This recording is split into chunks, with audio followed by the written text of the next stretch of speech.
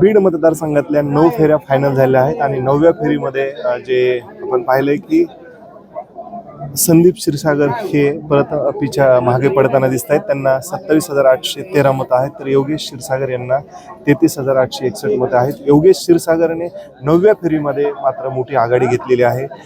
योगेश क्षीरसागर यांना 6,348 ची आघाडी आहे।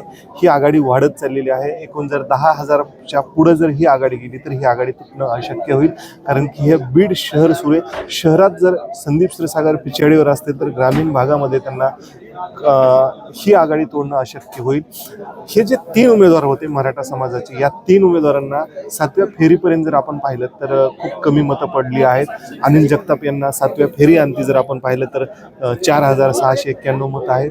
ज्योती मेटे यांना फक्त 1,385 मतं आहेत। कुंडलिक खांडे फक्त 7व्या फेरी अंती 541 मतं घेतली आहेत। या ठिकाणी थोडं सकारात्मक वातावरण असताना ह्या 3 उमेदवारांना काहीच करता आलेलं नाहीये एकूणच।